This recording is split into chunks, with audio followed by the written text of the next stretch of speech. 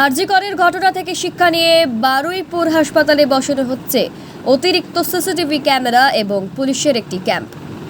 সম্প্রতি আরজিকর হাসপাতালে কর্তব্যরত তরুণী চিকিৎসককে শারীরিক অত্যাচারের পর খুনের ঘটনার প্রতিবাদে ফেটে পড়েছে গোটা বিশ্ব। তিলোত্তমা সুবিচারের দাবিতে প্রতিদিনই রাজ্যের কোনো না কোনো প্রান্তে নেমে আসছে সাধারণ মানুষ পথে। আরজিকরের ঘটনা থেকে শিক্ষা নিয়ে এবার দক্ষিণ চব্বিশ পরগনার বারুইপুর হাসপাতালে বাড়ানো হলো নিরাপত্তা ব্যবস্থা।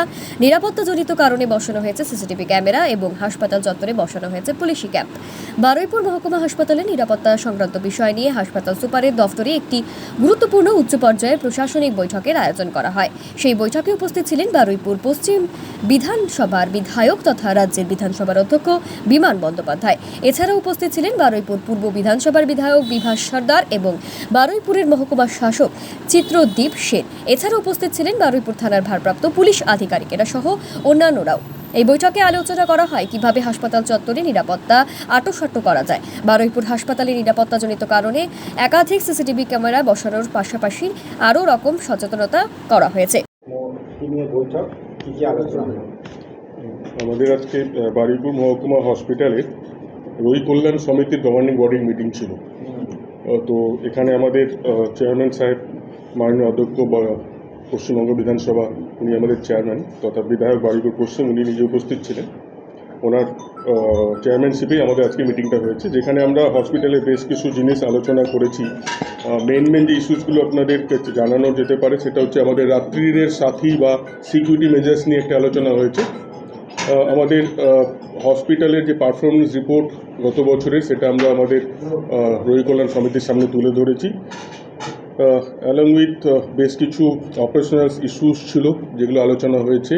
হসপিটালের যদি আমরা ইনফ্রাস্ট্রাকচার নিয়ে বলি, আমাদের হসপিটালের ট্রেনিং হল বা আমাদের একটা সভাকক্ষ, যেখানে একসঙ্গে একাধিক হসপিটালের স্টাফ নিয়ে বসা যেতে পারে, যেখানে আমরা ট্রেনিং কন্ডাক্ট করি, তার একটা অত্যন্ত গুরুত্বপূর্ণ প্রয়োজন আছে বলে আমাদের মনে হয়েছে। তো রোগী কল্যাণ সমিতিতে এটা আলোচিত হয়েছে এবং জেলা পরিষদ থেকে বলা হয়েছে প্রপোজালটা ওনাদের কাছে পাঠাতে, ওনারা বিষয়টি গুরুত্ব সহকারে দেখবেন। ফায়ার ফাইটিং সিস্টেমের একটা আলোচনা হয়েছে। আমাদের এই বাড়ির ফায়ার ফাইটিং যে ফায়ার সেফটি সার্টিফিকেট, সেই সার্টিফিকেটটা আমাদের বারুইপুর মহকুমা হসপিটালের পুরনো বাড়ির নেই। তো সেটার জন্য একটা টপোগ্রাফিক্যাল ম্যাপের প্রয়োজন রয়েছে, যেটা পিডব্লিউডি সোশ্যাল সেক্টর নিশ্চিত করেছেন যে আগামী 3 সপ্তাহের মধ্যে ওনারা সেটা কমপ্লিট করে দেবেন। তারপর আমরা আবার ডিভিশনাল ফায়ার অফিসারের কাছে অ্যাপ্লাই করতে পারবো। ওকে, এর বাইরে আমাদের হসপিটালে যে সমস্ত জানানো হলো যে আমাদের হসপিটালের এখন বেড অকুপেন্সি রেট মোর দেন 100% রান করছে। এই 2024 সালে কন্টিনিউয়াস 100%-এর উপরে বেড অকুপেন্সি রেট চলছে। পেশেন্টের আমাদের হসপিটালের বেড অকুপেন্সি রেট বাড়ার একটা ভালো সূচক হচ্ছে যে আমাদের উপরে হসপিটালের পরিষেবার উপরে মানুষজনের আস্থা রয়েছে। এটা তারই বেসিক্যালি পরিচয় বহন করে। নাহলে একটা হসপিটালে তার যে বেডের ক্যাপাসিটি, তার তুলনায় যদি বেশি পেশেন্ট থাকে এবং সেটা কন্টিনিউয়াস সারা বছর ধরে থাকে, তাহলে সেটা মানুষের কতটা আস্থা রয়েছে তার একটা রিফ্লেকশন বলা যেতেই পারে। আমাদের ডেলিভারির সংখ্যা আলোচনা হয়েছে। নর্মাল ডেলিভারি সিজারিয়ান সেকশন আমাদের কতটা হয় সেটা নিয়ে আলোচনা হয়েছে। আমাদের এখানে সিজারিয়ান সেকশনের রেট নিয়ে আলোচনা হয়েছে। চেয়ারম্যান সাহেব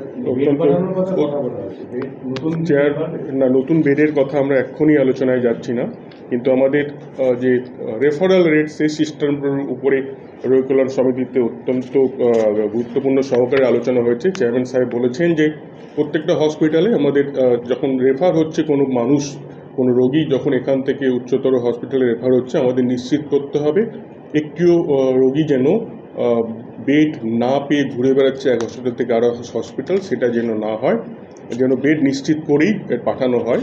আমরা হসপিটালের তরফ থেকে জানিয়েছি যে গর্ভবতী মা বা গর্ভাবস্থার পরবর্তীকালে যে মা রয়েছেন এবং শিশুর ক্ষেত্রে আমরা 100% নিশ্চিত করি।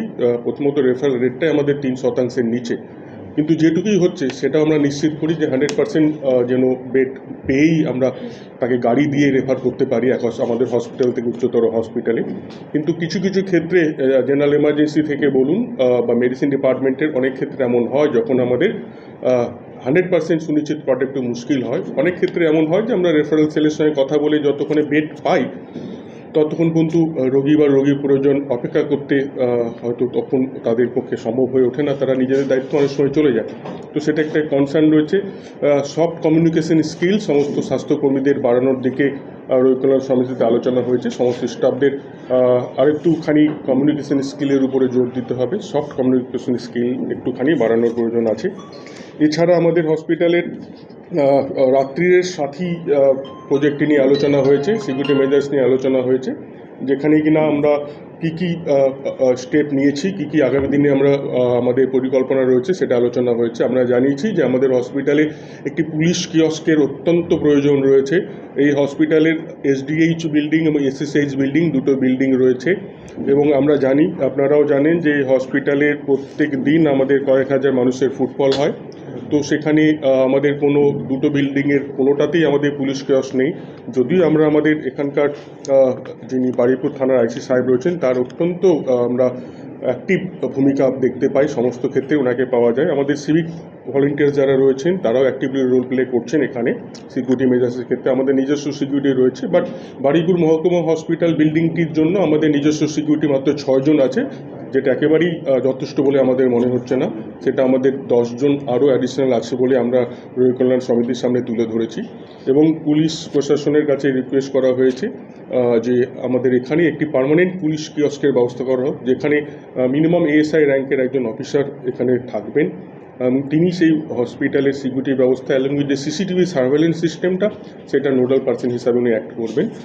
এই বিষয়ে স্পিকার সাহেব জানিয়েছেন যে উনি সুপারিনটেন্ডেন্ট অফ পুলিশ সাহেবের সঙ্গে এই বিষয়টা দেখার জন্য বলবেন, এবং আমাদের আজকেই একটা সিকিউরিটি রিভিউ মিটিং আবার রয়েছে, 4:30-5টা নাগাদ হবেন। আইসি সাহেব আসবেন এবং সম্ভবত ডিএসপি সাহেব আসবেন, তো সেটা নিয়ে আমরা পরবর্তীকালে আবারও ভালোভাবে জানতে পারবো। এছাড়া আমাদের যে সমস্ত কথা বলা হয়েছে, যেমন আমাদের হসপিটালে ডক্টরস রুম, সেই ডক্টরস রুমের জলের ব্যবস্থা, ডক্টরস রুমের কী পরিস্থিতি রয়েছে, অ্যাডিশনাল কোনো রিকোয়ারমেন্ট আছে কিনা সেটা নিয়ে বলা হয়েছে। আমরা জানিয়েছি আমাদের জেনারেল এমার্জেন্সির যে ডক্টরস রুম রয়েছে সেই ডক্টরস রুমগুলো রিনোভেশনের কাজ অলরেডি পিডাব্লিউডি সোশ্যাল সেক্টর থেকে শুরু হয়ে গিয়েছে। লাইটিংয়ের ব্যাপারে আমাদের হাই মাস্ক ল্যাম্পের রিকোয়ারমেন্ট রয়েছে, সেটা আমরা জানিয়েছি।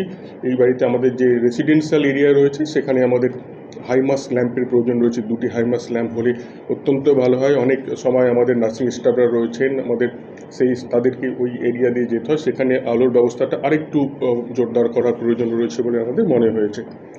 তো এছাড়া আমাদের কিছু টেন্ডার কোটেশন রিলেটেড ইস্যুস ছিল, যেটা আমরা আলোচনা করেছি।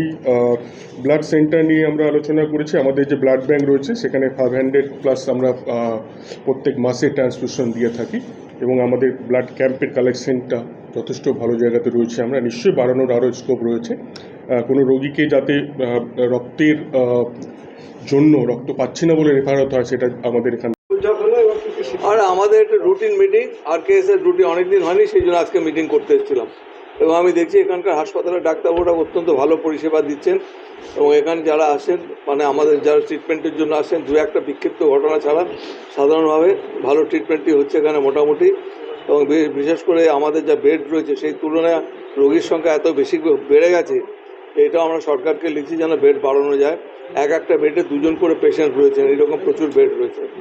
যত আমাদের ক্যাপাসিটি তার থেকে অনেক বেশি সংখ্যক রোগীকে এখানে রাখতে হচ্ছে। এমার্জেন্সিতে 1 মিনিটে একটা করে রোগী আসে, কিন্তু রোগীর পরিষেবা ওখানে একজন সিনিয়র ডাক্তার থাকে, রোগীর পরিষেবা ঠিকমতো হচ্ছে না। হবে, আমি বলে দিয়েছি। দেখুন, 2-1টা বিক্ষিপ্ত ঘটনা আছে, তাই সেগুলোকে সাধারণভাবে দেখার দরকার নেই। আমি এই ব্যাপারটা নিয়ে অনেকক্ষণ আলোচনা করেছি। একজন ডাক্তারবাবু যিনি সকাল 10টা থেকে বা 9টা থেকে বিকেল 4টে-4:30টার মধ্যে আউটডোরে থাকেন, তাদেরও অনেক সময় মানসিক চাপের শিকার হতে হয়। তা সত্ত্বেও আমরা অনুরোধ করেছি আমাদের পেশেন্টদের সঙ্গে যেন তারা ভালোভাবে ব্যবহার করেন এবং ট্রিটমেন্ট যেন ঠিকমতো দেওয়া হয়। এবং কিছু কিছু ক্ষেত্রে যে অভিযোগ আসে না তা না, but that's a very exceptional case, generally এটা হয় না। হাসপাতাল